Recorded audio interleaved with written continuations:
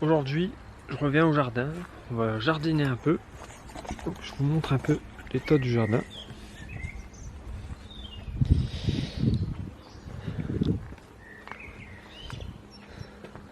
Il y a du boulot.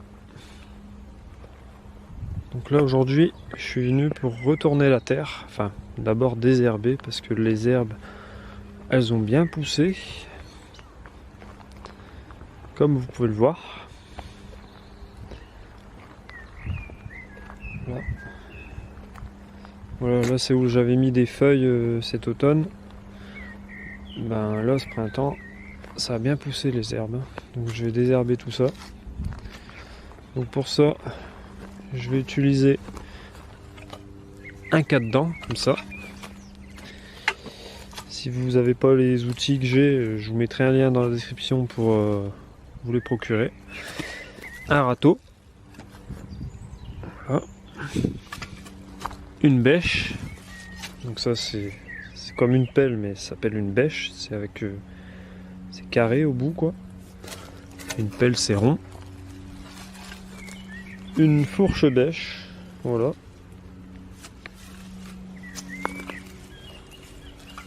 Et une binette. Je sais pas, il y a peut-être un autre nom, mais moi j'appelle ça une binette. C'est parti, au boulot.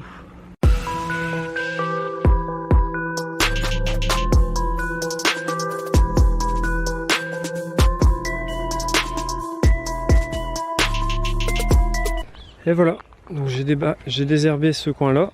Donc déjà là, ce sera déjà un bon boulot. Je vais retourner tout ça. Je le fais au fur et à mesure, petit bout par petit bout, parce que j'ai déjà eu le coup.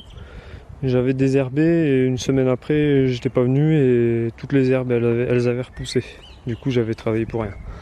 Donc là, je préfère faire petit bout par petit bout. Au moins, c'est fait. Et ça avance. Et je devrais pas refaire le boulot une deuxième fois. Et donc, ben, voilà le tas d'herbes, quoi. Donc ça, je mettrai à l'autre bout du jardin où je mets d'habitude, pour que ça sèche. Et comme ça fera de l'herbe séchée. Et je pourrais la réétaler plus tard au-dessus de la terre à nu, quoi. Comme ça évitera d'arroser tout ça cet été. Ça restera bien frais en dessous. C'est parti pour le bêchage.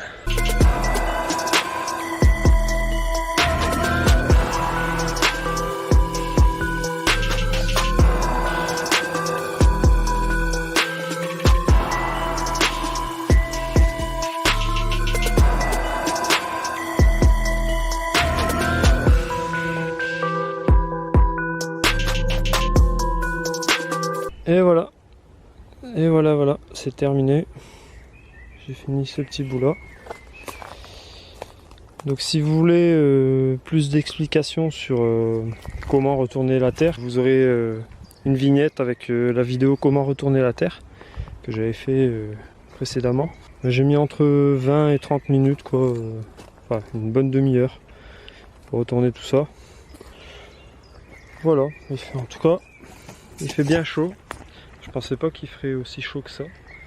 J'ai bien fait de pas venir hier et de venir aujourd'hui. Donc normalement il y a un ami à mon père et mon père qui vont venir aussi pour continuer le travail. Donc on va retourner la terre jusqu'ici. Puis moi aussi je vais revenir dans la semaine ou dans quelques jours. Et là aussi on va retourner. Par contre ici c'est tout des fraises qui donnent plus rien depuis des années. Donc ça on va devoir tout enlever.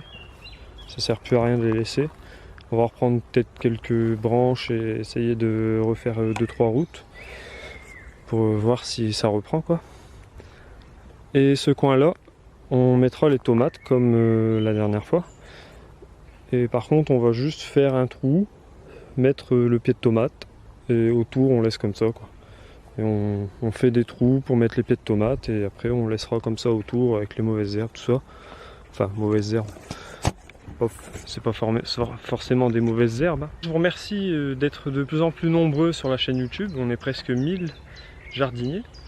Et ça me fait plaisir aussi parce que j'avais créé un groupe Facebook qui s'appelle Potager pour les nuls aussi, comme la chaîne YouTube. D'ailleurs, vous aurez le lien dans la description de la vidéo. Et on est déjà des centaines de jardiniers dessus, donc des jardiniers débutants, des plus expérimentés, tout ça. Les gens s'entraident dessus. Moi, j'interviens même pas sur le groupe presque, juste de temps en temps comme ça. Mais sinon, les gens s'entraident d'eux-mêmes. Voilà, c'est cool. Il y a environ 5 à 10 personnes qui rejoignent chaque jour le groupe. Donc bah, si tu veux faire partie du groupe Facebook, je t'invite à t'inscrire. Voilà, voilà. En tout cas, je te remercie d'avoir regardé cette vidéo. Si t'as aimé, mets un pouce en l'air. Et je te dis à bientôt pour une prochaine vidéo. Salut, salut! Bonjour, ici Didier du site monpotagerplaisir.com. Hier, je faisais visiter ma serre à plan à un ami et il remarquait 2-3 petits détails qu'il trouvait assez intéressants. Je me suis dit, eh bien, autant en faire profiter tout le monde. Finalement, en réfléchissant un peu, j'ai trouvé 10 astuces dont j'aimerais vous parler, voilà, qui pourront éventuellement vous inspirer pour chez vous. Première astuce, deuxième astuce, troisième astuce, quatrième astuce, cinquième astuce, sixième astuce, septième astuce, huitième astuce, neuvième astuce et dixième astuce. Et voilà, merci beaucoup, au revoir et à très bientôt. Pour ceux qui veulent en savoir un petit peu plus, restez avec moi, je rentre plus en détail juste après les génériques.